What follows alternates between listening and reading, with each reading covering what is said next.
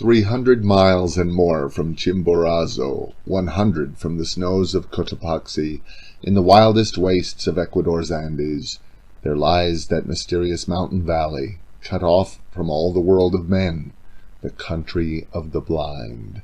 Long years ago that valley lay so far open to the world that men might come at last through frightful gorges and over an icy pass into its equable meadows. And thither indeed men came, a family or so of Peruvian half-breeds, fleeing from the lust and tyranny of an evil Spanish ruler.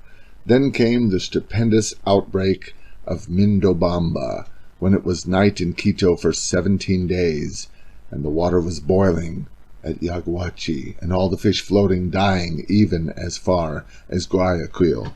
Everywhere along the Pacific slopes there were landslips and swift thawings and sudden floods, and one whole side of the old Arauca crest slipped and came down in thunder, and cut off the country of the blind for ever from the exploring feet of men.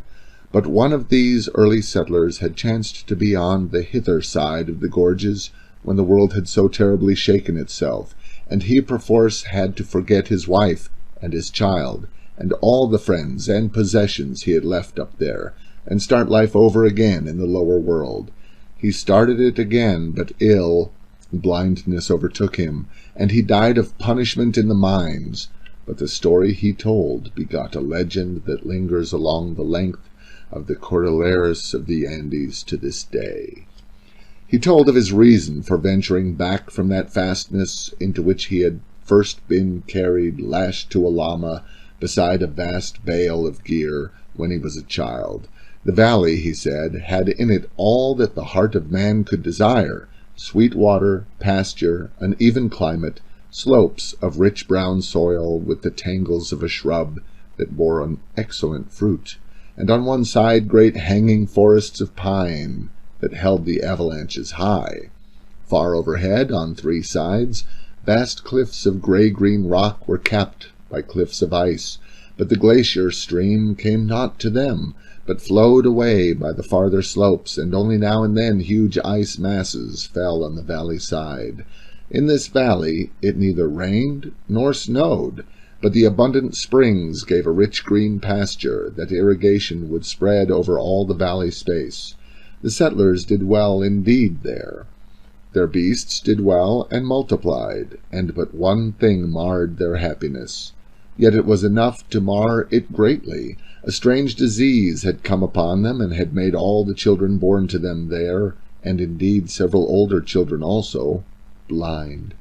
It was to seek some charm or antidote against this plague of blindness that he had, with fatigue and danger and difficulty, returned down the gorge. In those days, in such cases, men did not think of germs and infections, but of sins, and it seemed to him that the reason of this affliction must be in the negligence of these priestless immigrants. To set up a shrine so soon as they entered the valley. He wanted a shrine, a handsome, cheap, effectual shrine, to be erected in the valley. He wanted relics and such like potent things of faith, blessed objects and mysterious medals and prayers. In his wallet he had a bar of native silver, for which he would not account. He insisted there was none in the valley, with something of the insistence of an inexpert liar. They had all clubbed their money and ornaments together, having little need for such treasure up there, he said, to buy them holy help against their ill. I figure this dim-eyed young mountaineer, sunburnt, gaunt, and anxious, hat-brim clutched feverishly, a man all unused to the ways of the lower world, telling this story to some keen-eyed, attentive priest before the great convulsion. I can picture him presently seeking to return with pious and infallible remedies against that trouble and the infinite dismay with which he must have faced the tumbled vastness where the gorge had once come out. But the rest of his story of mischances is lost to me, save that I know of his evil death several years later. Poor stray from that remoteness! The stream that had once made the gorge now bursts from the mouth of a rocky cave, and the legend, his poor ill-told story set going, developed into the legend of a race of blind men somewhere over there, one may still hear today. But amidst the little population of that now isolated and forgotten valley, the disease ran its course. The old became groping, the young saw but dimly, and the children that were born to them never saw at all. But life was very easy in that snow-rimmed basin, lost to all the world, with neither thorns nor briars, with no evil insects, nor any beasts save the gentle breed of llamas they had lugged and thrust and followed up the beds of the shrunken rivers in the gorges up which they had come. The seeing had become purblind so gradually that they scarcely noticed their loss. They guided the sightless youngsters hither and thither until they knew the whole valley marvellously, and when at last sight died out among them, the race lived on. They had even time to adapt themselves to the blind control of fire, which they made carefully in stoves of stone. They were a simple strain of people at the first, unlettered, only slightly touched with the Spanish civilization, but with something of a tradition of the arts of old Peru and of its lost philosophy. Generation followed generation. They forgot many things. They devised many things. Their tradition of the greater world they came from became mythic in color and uncertain. In all things save sight they were strong and able, and presently chance sent one who had an original mind and who could talk and persuade among them, and then afterwards another. These two passed, leaving their effects, and the little community grew in numbers and in understanding, and met and settled social and economic problems that arose. Generation followed generation. Generation followed generation. There came a time when a child was born who was 15 generations from that ancestor who went out of the valley with a bar of silver to seek God's aid, and who never returned. Thereabout it chanced that a man came into this community from the outer world, and this is the story of that man.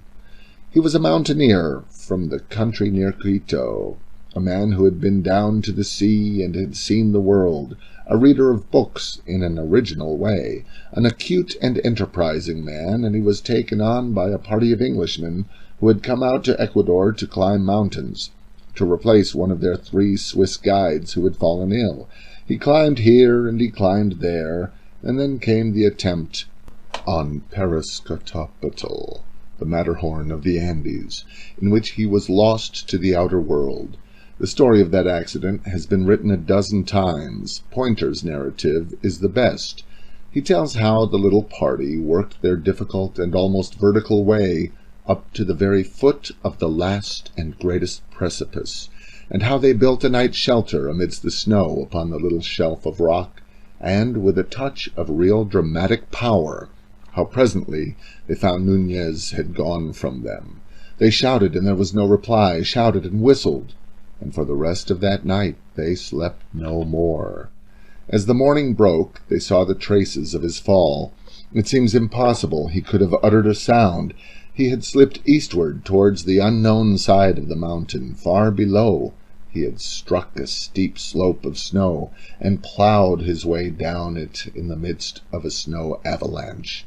His track went straight to the edge of a frightful precipice, and beyond that everything was hidden. Far, far below, and hazy with distance, they could see trees rising out of a narrow, shut-in valley, the lost country of the blind. But they did not know it was the lost country of the blind, nor distinguish it in any way from any other narrow streak of upland valley. Unnerved by this disaster, they abandoned their attempt in the afternoon, and Pointer was called away to the war before he could make another attack. To this day, Parascotopetl lifts an unconquered crest, and Pointer's shelter crumbles unvisited amidst the snows, and the man who fell survived. At the end of the slope he fell 1,000 feet, and came down in the midst of a cloud of snow upon a snow slope even steeper than the one above. Down this he was whirled, stunned and insensible, but without a broken bone in his body, and then at last came to gentler slopes, and at last rolled out and lay still, buried amidst a softening heap of the white masses that had accompanied and saved him. He came to himself with a dim fancy that he was ill in bed, then realized his position with a mountaineer's intelligence, and worked himself loose and, after a rest or so, out until he saw the stars.